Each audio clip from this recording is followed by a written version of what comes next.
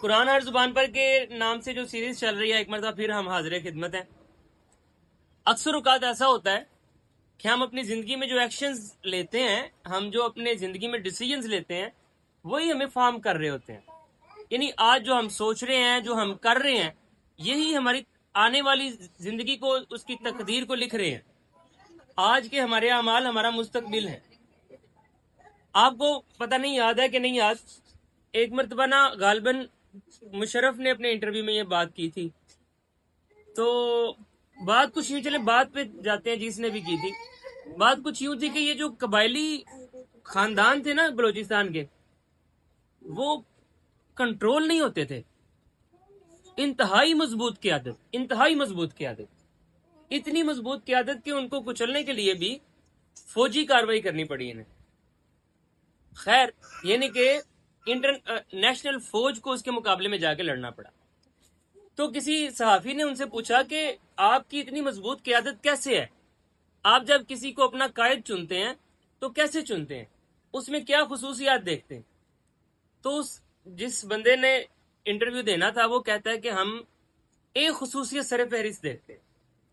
وہ خصوصیت یہ کہ جو ہمارا امام ہوگا، جو ہمارا قائد ہوگا، لازم ہے کہ وہ غیبت کرنے والا نہ ہو، وہ پیٹھ پیچھے کسی کے ساتھ بات کرنے والا نہ ہو۔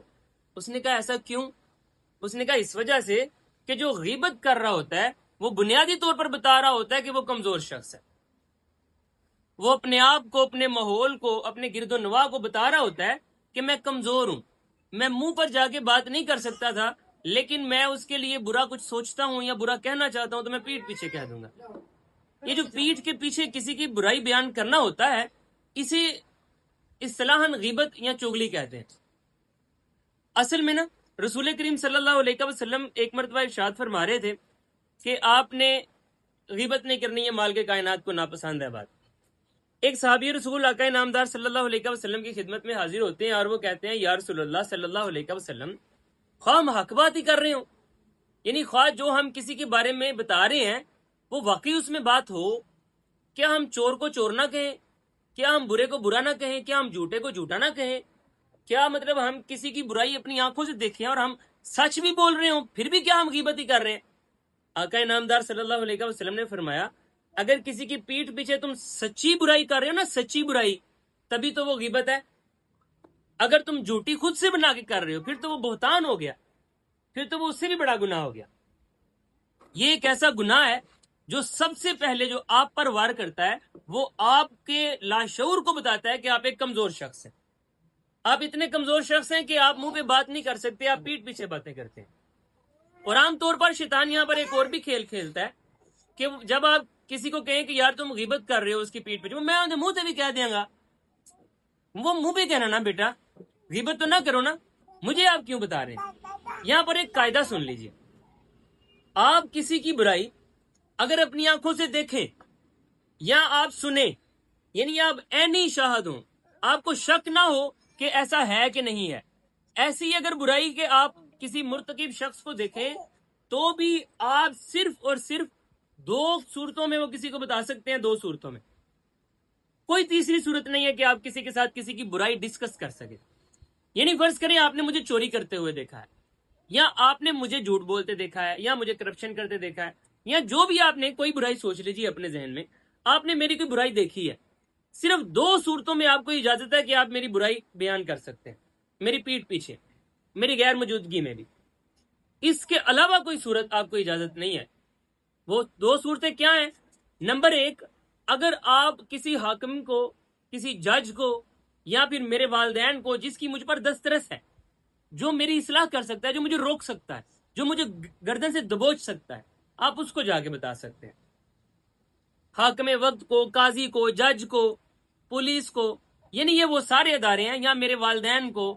اب یہ آپ کو سمجھ آ گیا کہ آپ یہ پہلے کیس میں کس کو بتا سکتے ہیں۔ ہر اس شخص کو آپ برائی بتا سکتے ہیں اس نیت کے ساتھ کہ یہ اس پر دست درازی کر سکتا ہے، یہ اسے گردن سے دبوچ کے روک سکتا ہے، تو لہٰذا اس کو معاملہ بیان کیا جائے تاکہ اس کو روکے، وہ فتنے سے رک جائے۔ ایک تو صورت ہو گئی یہ۔ دوسری صورت میں آپ برائی صرف تب بیان کر سکتے ہیں جب آپ میرے کسی فتنے سے کسی کو بچانا چاہتے ہیں، فرض کریں آپ کو پتا ہے کہ میں راستے میں جس کے ساتھ بھی سفر کرتا ہوں میں چوری کر لیتا ہوں اس کی، وہ سوتا ہے یا کسی بھی معاملے میں میں چیزیں چرا لیتا ہوں، میں چور ہوں، اگر آپ کو یہ پتا ہے، اور اب یہ بھائی میرے ساتھ سفر کرنا چاہ رہے ہیں، اب آپ ان کو اگر بتائیں کہ بھئی میرا خیال ہے یا مجھے پتا ہے یا میرا علم ہے کہ یہ بھائی جو ہے نا یہ راستے میں چوری کرتے ہیں، تم آپ اس کے ساتھ سفر کر رہے ہو تو میں چاہتا ہوں تم اس کے فتنہ کے شکار نہ ہو جاؤ، محتاط رہنا۔ صرف دو صورتیں، نمبر ایک یہ کسی ایسے شخص کو جو کہ اس کو روکنے پر قادر ہو، نمبر دو اس شخص کو جس کو آپ اس فتنے سے بچانے کی نیت رکھتے ہو اور بچانے کے لیے اس کو تنبیہ کر رہے ہو۔ ان دو صورتوں کے علاوہ آپ جہاں جہاں پر بھی غیبت کریں گے، سچی برائی میری جو آپ نے آنکھوں سے دیکھی ہے، جو آپ نے میرے منہ سے سنی ہے، وہ برائی جس پر آپ کو یقین ہے کامل ہے کہ وہ مجھ میں برائی ہے، وہ بھی آپ کسی کے ساتھ بیان نہیں کر سکتے، اور اگر آپ کسی کے ساتھ بیان کریں گے اسی کو کہتے ہیں غیبت، اور یہ ڈیفینیشن میں نے نہیں کی، یہ رسول کریم صلی اللہ علیہ وسلم نے از خود کی، کہ آپ کسی کی پیٹھ پیچھے ایسی بات کریں کہ جو اس کو پتا چلے تو اس کو برا لگے، ہاں اس میں وہ برائی موجود ہو، بلکہ برائی موجود ہو تب ہی تو وہ غیبت ہے، ورنہ تو وہ بہتان کی کیٹیگری میں چلا جائے گی بات۔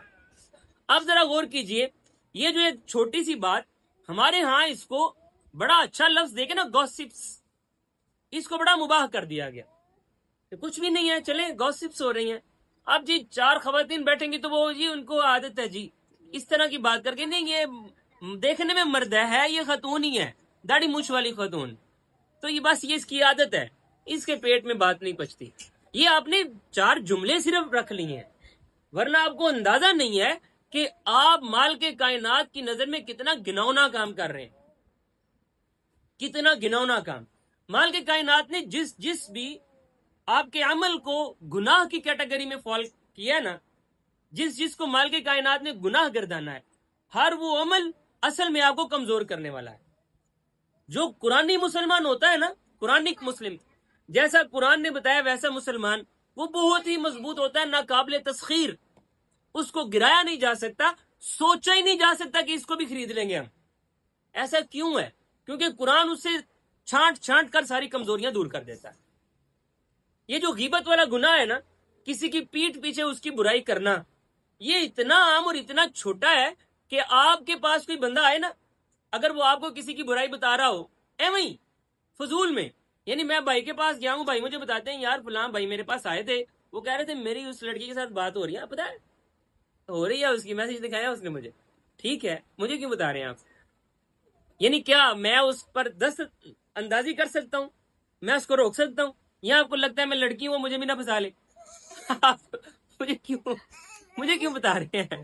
اگر آپ مجھے اس کے فتنے سے بھی نہیں بچانا چاہتے اور آپ کو یہ بھی یقین نہیں ہے کہ میں اس پر کوئی حاکم ہوں، تو پھر آپ اس کی پیٹھ پیچھے مجھے کیوں بتا رہے ہیں؟ یہ دو کیٹیگریز کے علاوہ جہاں جہاں پر آپ کسی کی پیٹھ پیچھے برائی کریں گے، وہاں پر آپ پتہ ہے کتنا گھنونا عمل کریں گے۔ مال کے کائنات نا قرآن الحکیم میں بڑے، میرا خیال ہے جتنا اب تک میں نے قرآن الحکیم کو پڑھا ہے، سب سے زیادہ کراہت امیز اللہ تعالیٰ نے جس کی سزا متعین کی ہے نا، وہ اسی کی۔ اللہ تعالیٰ فرماتے ہیں وَلَا يَغْتَبْ بَعْضُكُمْ بَعْضًا أَيُحِبُّ أَحَدُكُمْ أَن يَأْكُلَ لَحْمَ أَخِيهِ مَيْتًا۔ اللہ تعالیٰ فرماتے ہیں، پھر اس کے بعد اللہ تعالیٰ